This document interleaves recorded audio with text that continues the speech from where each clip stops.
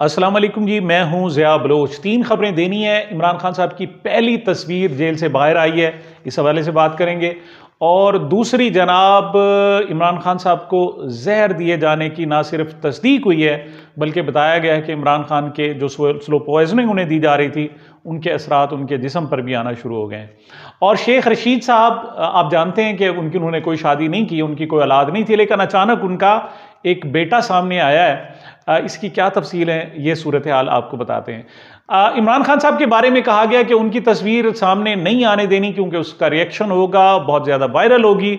तो ये उनकी तस्वीर, जनाब एक गाड़ी है, जनाब प्रिजनर वैन है, उसमें जनाब पुलिस एहलकार भी बैठे हुए हैं और उसमें वो इमरान खान की वो तस्वीर सामने आई है और इस वक्त बहुत ज़्यादा वायरल हो रही है। और वो तस्वीर मैंने अपने जो थंबनेल है इसी वीडियो की, उस पर भी इंशाल्लाह इसको लगाया है। सबसे पहले हम बात करेंगे जनाब शेख रशीद साहब। इस वक्त जितने भी सियासतदान हैं, सबसे कोई तजर्बाकार अगर एक या दो हो सकते हैं तो उनमें शेख रशीद साहब हैं। ख्वाजा आसिफ साहब बड़े तजर्बाकार सियासतदान हैं, लेकिन शेख रशीद उनसे भी शायद ज़्यादा तजर्बाकार हैं। वो मुसलसल कई 14-15 इलेक्शन लड़ चुके हैं, मुसलसल वजीर, 14 मरतबा तो वो वजीर रह चुके हैं और अक्सर उन्होंने इलेक्शन जीता है, कई मरतबा हारे भी हैं। उनका जनाब आखिरी उम्र में 72 ईयर्स उनकी नवंबर में जनाब उम्र हो रही है और 72 साल में उनका सॉफ्टवेयर अपडेट करने की कोशिश की गई। और पहले 2-3 जो वार थे, वो कहते हैं ना ज़बरदस्त किस्म की गूगली, ज़बरदस्त किस्म के यॉर्कर, ज़बरदस्त किस्म के जनाब फुल टॉस, वो उनको पी गए, उनको बर्दाश्त कर गए। लेकिन अब उन्हें आखिरकार हार माननी पड़ रही है। वो भी लापता हुए थे, जैसे उस्मान डार हुए, सदाकत अब्बासी हुए, दीगर सियासतदान, जनाब आपको पता है पीटीआई के जो हक में उनको लापता होते हैं और फिर वापस आते हैं तो सॉफ्टवेयर अपडेट हो चुका होता है। तो शेख रशीद साहब भी जनाब 1 महीना तकरीबन लापता हुए और वापस जब आए तो उन्होंने बड़ी जल्दबाजी में जनाब मुनीफ फारूक को उन्होंने टेलीफोन किया, अपने घर बुलाया, या किसी और लोगों ने उनको टेलीफोन किया, मुनीफ फारूक, शेख रशीद को ही घर में बुलाया गया और वहां इंटरव्यू किया गया।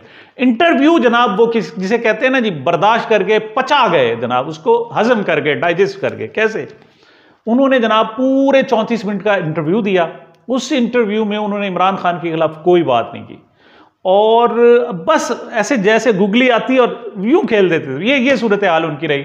उन्होंने ना किसी को बुरा भला कहा, ना अपनी पोजीशन थी, ना पीटीआई से लाताल्लुकी का ऐलान किया।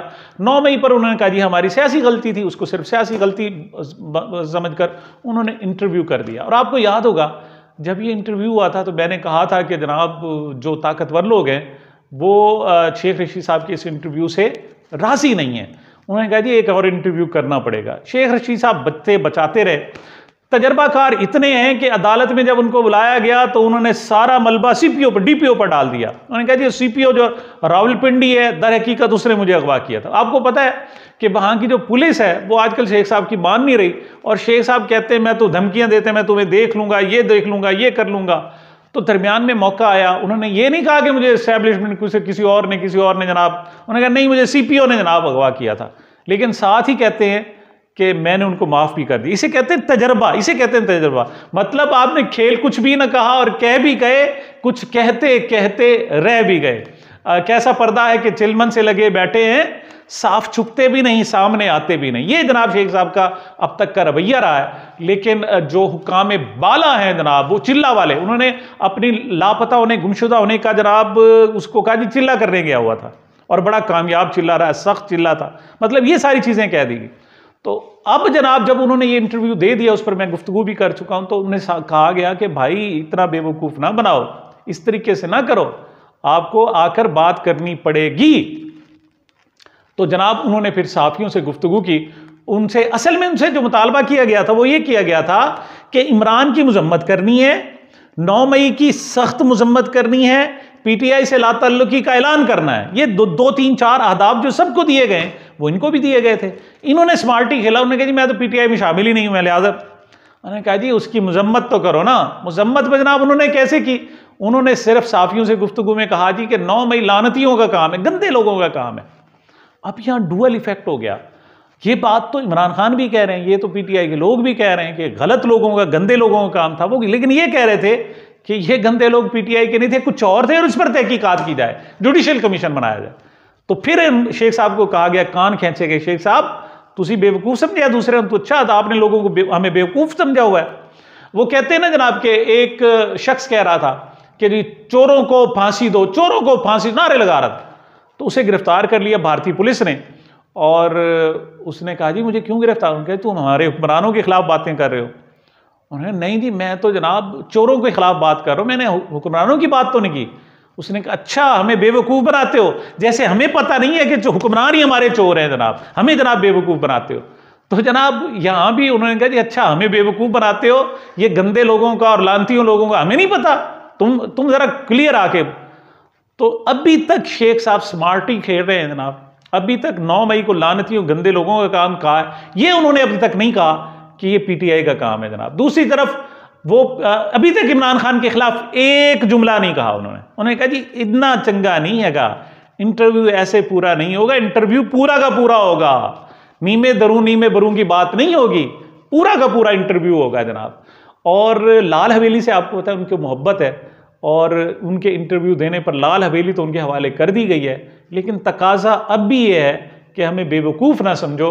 और फिर शेख रशीद के भतीजे राशिद शफीक की बात आ गई, तो उन्होंने कहा जनाब कि ये राशिद शफीक भी ऐलान करे पीटीआई से लातल्लुकी का, इस पर भी जनाब स्पार्ट खेले। उन्होंने साथ बिठाए राशिद शफीक को, अपने भतीजे को, और यहां जनाब उन्होंने ऐलान किया जो मैंने आपको थंबनेल में लिखा हुआ था कि शेख रशीद का अचानक बेटा सामने आ गया। तो उसमें ने कहा जी मैं लावारिस चूंकि आदमी हूं लिहाजा आज से मैं अपने बेटा डिक्लेयर करता हूं, और जैसे मैंने कहा है जनाब जो मेरा सियासी अल्लाह अमल होगा वही राशिद शफीक का होगा। वो कहते हैं जनूबी पंजाब के लोग होते थे और वो असम्बली में बैठे होते थे, तो मखदूम अहमद महमूद के वालिद साहब थे, तो वो जनाब उस वक्त मिनिस्टर थे, तो यहाँ के लोगों को पता ही नहीं होता था, वो अक्सर सोए रहते थे। तो जनाब वो एक मरतबा उन्हें उठाया, उन्होंने कहा जी वोटिंग हो रही है, वोटिंग। उन्हें किस चीज़ की वोटिंग? उन्होंने कि फलां प्रोसीजर एक्ट पर। अब उन्हें तो प्रोसीजर एक्ट का पता नहीं था। तो आखिरकार जनाब जब वो उन्हें कहा बताएं, उन्होंने कहा जी हमारा जो वोट है मखदूम महमूद दा, हमारा वोट मेरा वोट मखदूम महमूद दा, मतलब उसे ये नहीं पता कि किसने करना है। तो यही सूरत हाल है जनाब। उसने कहा जहां मैं जा रहा हूं शेख रशीद वहीं है। उन्होंने कहा जी ये भी अच्छे, बहरहाल इस वक्त स्मार्ट खेल रहे हैं और उन्होंने अपने बेटे को अपना सियासी और जो वरासती बेटा भी डिक्लेयर कर दिया है। लेकिन मेरी इतला अब भी यही है कि शेख साहब से कहा है शेख साहब इस तरीके से बात नहीं बनेगी और आपको कुछ करना पड़ेगा। और तारिक मतीन तो ये भी कह रहे हैं वो चपेड़ों वाली बात दुरुस्त है, वो जो असद तूर ने कहा था ना जी कि शेख रशीद साहब को थप्पड़ भी पड़े हैं, तो अब पता चल रहा है जनाब कि बाकी, और इसी वजह से अभी तक घबराए हुए हैं, अभी तक शेख साहब घबराए हुए हैं। लेकिन बहरहाल तजर्बा है उनका, इस्तेमाल कर रहे हैं, देखते हैं कैसे निकलते हैं। अगली बात करेंगे जनाब इमरान खान साहब की। इमरान खान साहब के हवाले से आफ्ताब बाजवा साहब उनके वकील हैं और उन्होंने आकर जनाब बाकायदा प्रेस कॉन्फ्रेंस की है और उन्होंने ये बिल्कुल दिल खराश किस्म की और नहायत अफसोसनाक खबर दी है। उसने कहा जी इमरान खान साहब ने कहा है जी कि मुझे जनाब जेल में स्लो पॉइजनिंग दी जा रही है, मुझे जहर दिया जा रहा है। और इस हवाले से जनाब उन्होंने कहा है कि मेरे जिस्म पर अब बाकायदा असरात होना भी जाहिर शुरू हो गए और अब मैं अपने आप को महसूस कर रहा हूँ कि there are some changes in my body.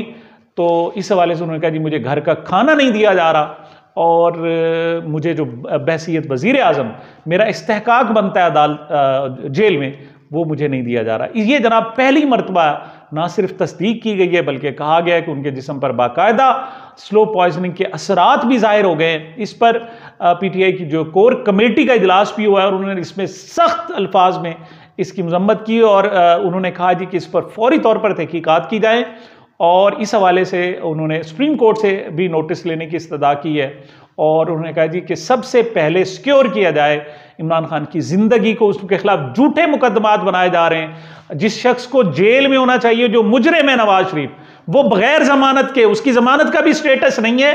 अदालत ने इस्लामाबाद हाई कोर्ट ने फैसला महफूज किया हुआ है और हफ्ता होने को है वो जनाब अयाशियां कर रहा है। और जो मुजरिम है जिसे जेल में होना चाहिए था, फैसला महफूज हो, जेल में होना चाहिए था, लेकिन वो बाहर फिर रहा है और जिस पर सिर्फ इल्जाम है। और साइफर की बात की जा रही है जनाब, साइफर के बारे में कहा गया है कि साइफर मिल गया है। वो कहते हैं जनाब उन्हीं के पास मौजूद था और इस्टेब्लिशमेंट के हामी जनाब एक सहाफ़ी ने बाकायदा आकर, सबरबाज है उनका नाम, और उन्होंने आकर बाकायदा रात को अंधेरे में जनाब ये वीलॉग किया और उन्होंने दावा किया है, उन्होंने कहा जी वो साइफर मिल गया। अब साइफर मिल जाने की जनाब भी ज़बरदस्त कहानी है। अब इस हवाले से कहा जा रहा है कि इसके पीछे भी बहुत बड़ा कोई गेम है। या तो उन्हें अंदाज़ा हो गया है कि हाई कोर्ट के बाद इस सुप्रीम कोर्ट में ये मामला जा रहा है, वहाँ उड़ जाएगा, तो बेहतर है इसको पहले इसको ठीक किया जाए, मामलात को ठीक किए जाए।